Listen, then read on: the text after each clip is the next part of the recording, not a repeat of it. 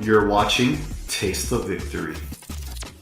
Well, I didn't expect to be making this video at midnight right now, but yeah, here it is. Digimon has announced via the official Japanese Twitter account that they are going to be revealing a ban list mid-August 2022 with English version of the ban list getting some hits enforced first. So this is really exciting because, man, have people been clamoring for the ban list now more than ever between North America and Japan, because Japan has been having a lot of trouble with Crossheart. If we look over at Digimon TCG, guys, which this is currently their most up-to-date meta right now, we look at deck color, deck name, we have Crossheart having 116 represented tops, and that is here alone on Digimon CG, guys. That is before even going into maybe other lists that DigimonMeta.com or whatever found that they couldn't, you know. Then we see Yellow Hybrids is second, Alphamon a third, with not too big of a gap. Alphamon still doing very well, Blue Fair doing a lot, but Crossheart is so far ahead of everything. It's like the closest we probably had to a tier 0 format in the game yet. So a lot of people really want something to be done about that. Not exactly sure how or what, but they're clamoring for that. And here in North America, we're having a lot of trouble with hybrids. A lot of people really want yellow hybrids gone just because of how efficient it's been doing for a while, and then dragging out tournaments and stuff like that. And then now recently, blue hybrids have become a real problem. So this is just a prediction right now, with the only thing we can really infer from it being that since English will get some hits first, maybe they are focusing on our BT9 meta and doing more stuff like that. So let's go ahead and start with our meta. What am I predicting that is going to be on the ban list right away? So first of all, right away, the very first thing that I think all of us are going to agree on is on Justimon. I think everyone is agreeing that it's going to be on the ban list in some shape or form. Whether that is going to 1 or going to 0 is completely up in the air. So Justimon is a deck that is still, if we look at Japanese results as we just saw, it is the second best deck just behind Crossheart, and that is because there is very few actual control decks in the format that could keep up with Crossheart. So Yellow Hybrid is one of the very few things that could even keep it in check, otherwise we'd be in a tier 0 format in Japan. So this deck was introduced in Booster Set 7, now Japan is all the way up to Booster Set 10, and it is just doing fantastic, amazing, and it has not been showing any signs of stopping just yet in Japan.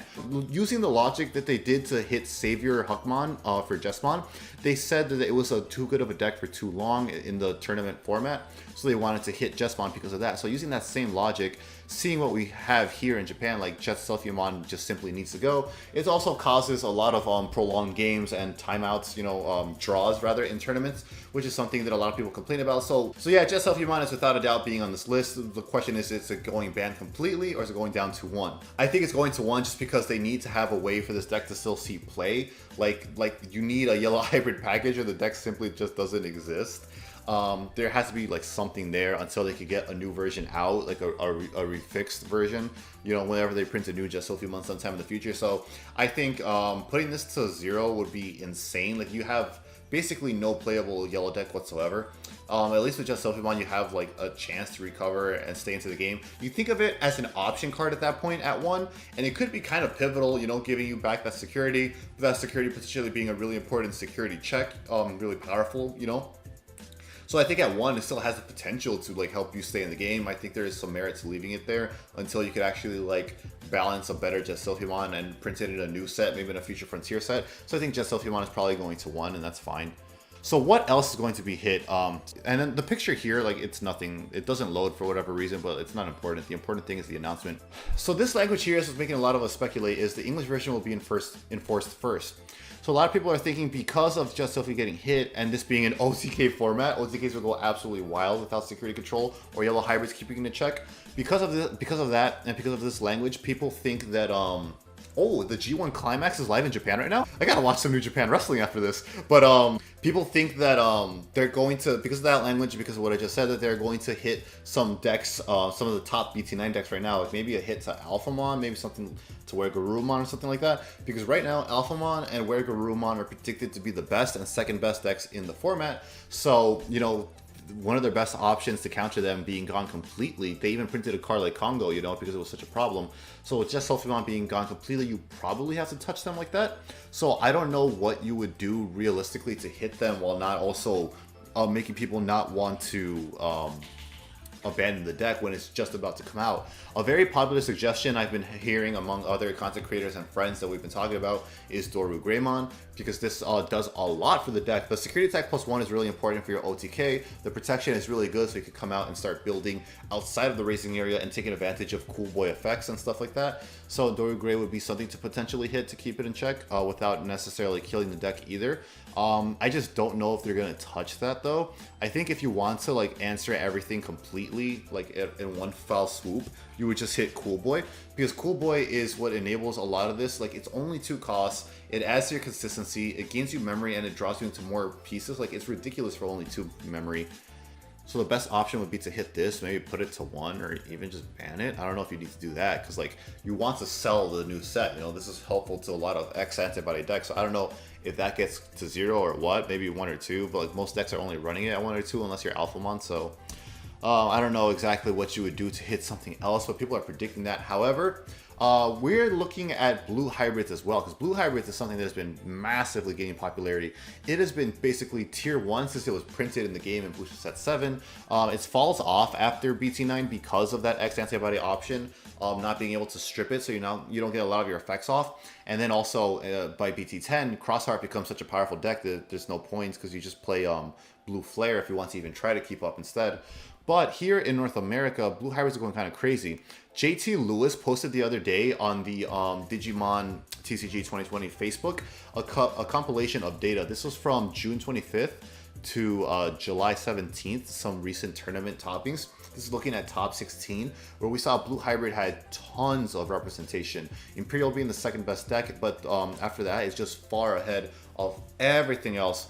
So we saw at the beginning of the format, if you look at the older meta update videos I have done, the yellow hybrids was doing a lot of work, putting in a lot of tops because of rapid hybrid.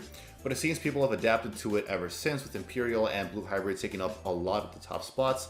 I'm assuming what's happening is the blue hybrid is keeping the yellow hybrid in check, and Imperial is wiping the floor with everything else that yellow hybrid would otherwise have answered. So we see a massive uptick towards the end of this format of blue hybrids and Imperial. And blue hybrids has been incredibly great, like, to this level since Booster Set 7, so you probably have to do something about it. But the thing is, in Booster Set 9, it really does fall off from what we've seen in Japan, because if we go to BT10, it's doing, like, next to nothing. And then, I don't even know where it is on this list. It's nowhere near the top 10 represented decks as of BT10. But even if we go back to, we could sort by formats here in Digimon TCG Guide. So even if you go back to BT9, it wasn't doing anything. But to be fair, this was immediately following their ban list after MDF got hit. So like, a lot of people didn't want to play it. You know, you're gonna play the new stuff. But you see blue hybrid only has 5 tops after that, because people are moving on after the disappointment of the ban list, killing it completely. And then also that X-Antibody, you know, a lot of these Digimon have huge stacks now, making it hard to strip it all the way down. And then also you have the X-Antibody option in those sources. It makes it so they'll never be sourceless, because like, it does fall off. But the thing is, if we look at so if we go back to Booster Set 10, so if we go back to BT10 and we look at Blue Flare, all right, so 50 results for Blue Flare, so it is a pretty good deck that is able to compete. It's just that Crossheart is so far ahead of everything else.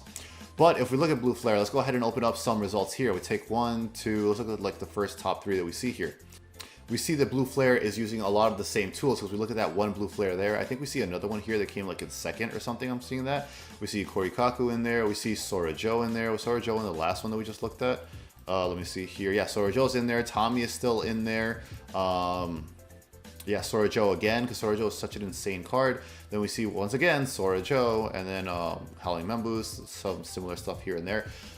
But this is what I'm trying to get at, where even though blue hybrids itself as the traditional deck that we know it is no longer much of a problem, quote unquote, in Booster Set 10 and beyond after Booster Set 9, because of the hybrid, rather because of the antibody decks, we see that a lot of their tools are still really good and helping Blue Flare be progressing into the meta. Because you see, there's Kumamon, there's Korikaku, there's Tommy, there's Sora, and we see Sora is the common link between all of them. Sora Joe is an incredibly powerful tamer. So if you want to hit blue hybrids, which is absolutely running away with results right now in North America, and its tools are still being really good in booster set 10, if you want to hit anything, it is not Tommy, it is not Korikaku, you hit Sora Joe, because this is just such a dumb tamer. Because if we bring up Sora Joe, how do you play around this thing? Because look at the fact, if your opponent has a Digimon with no Digivolution cards, gain 2 memory. How do you play around this? You just don't play stuff out, which is just still benefiting you, because then your opponent is losing a ton of momentum. Because if they just play something out, you just tap this card itself, and strip 2 with paired with Kumamon is usually enough to just get them to 0 to get the effect live. Where'd that tab go? To get the effect live. So like, it's so, you can play around this. But by playing around it, you are putting your opponent in a better position. So like, it's just ridiculous. Like, it's self-sustaining, because it doesn't even need to be a hybrid that's swinging. It just needs to be one of your blue Digimon that swings, which is really easy. So you're always going to be getting the memory off of that. It's going to be hard for your opponent to play around it. You need to hit Sora Joe. This needs to go to 1, arguably even 0, just because like, it's such a huge value tamer, which gives your blue hybrid deck so much momentum. So if you need to hit something that helps the booster set 10 format, where blue flare could potentially be a problem if cross gets hit as well and yellow hybrids, and you also need to balance the North America meta for blue hybrids, the card you're going to hit is Sora Joe. I think it should go to 1. Banning it's probably maybe a little too much, because stacking it is where it becomes really crazy. If Bandai is okay with hitting it to 0, I think you just hit it to 0, because it's such a value tamer. It's kind of crazy. So yeah, if you want to keep it in check, you hit Sora Joe, which would be a good target for the ban list.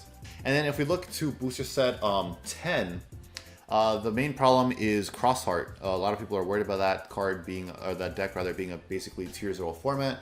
So we just look at a quick couple, like 3 of them right now, right here. We see that we got Crossheart there. This is standard Crossheart list, very standard actually. Then we got here, also pretty standard. This one's including the Dexmon, which is really good to counter rivaling Crossheart decks. But yeah, so we see like pretty similar builds overall. Probably what you would hit is the Sunrise Buster, because here we have Sunrise Buster at 4, and then in this list over here we have Sunrise at 4. This one is not running one. It looks like it's a one of here from what I'm seeing there, but like they're all running Sunrise Buster. Scroll down here, I think we see another Sunrise Buster down here. Yeah, there we go, another 4 of Sunrise Buster. So what it is, Sunrise Buster, we're about to get this in booster set 9. It's 5 cost. And it lets you play a tamer, red or yellow tamer, and then for every red or yellow tamer, you minus DP them by a certain amount. I think it's like 3,000. And basically, it's like a mini shine in an option card, and also getting you a free tamer. For 5, it just simply does too much. Like, if you want to keep Crossheart in check without killing the deck, you would probably hit this. I'm assuming this would be hit. This would probably be like Justimon and Justimon, where like you get half the list later for English, and this will be hit in JP immediately, because like we're just getting it, and maybe it's not as impactful just yet in this format, but it will become a problem later on. So like, if you want to keep Crossheart in check, I think you would do this, because it's just way too efficient removal that also contributes to their win con by getting tamers out, and the tamer still gets their on play. It's ridiculous. But Sunrise Buster, yeah, you still get the on play from the tamer, so it's just so ridiculous. For 5 costs, it's absolutely ridiculous. You would hit this, put it to 1, ban it, something like that. I don't think you put this at anything more than 1, because it's just so value and ridiculous. But yeah, you definitely do not want to, if you don't want to kill Crossheart outright, I think you hit this so that at the very least, like, its removal is kept in check, and it's so cheap and efficient. Because otherwise, like, Crossheart is just so efficient, it's ridiculous. So that's what I think is mainly going to be the main hits. I think absolutely Justimon is going to 1 or 0. Sora Joe should probably go to 1 or 0. I think it's, if they're balancing with both lists in mind, I think Sora Joe is very likely to get hit from what we're looking at in this video between North America and Japanese results. Crossheart is probably going to get Sunrise Buster hit. I think maybe that'll be a delayed hit for us, because it isn't as crazy in BT9 just yet. And then after that, there may be something to adjust Alphamon and Weregarumon as well, because you do need to touch them if you're going to touch yellow hybrids, because one of its best checks to keep those OTK decks in check is gone. So maybe there'll be some individual hits to those, but I don't know what those would be.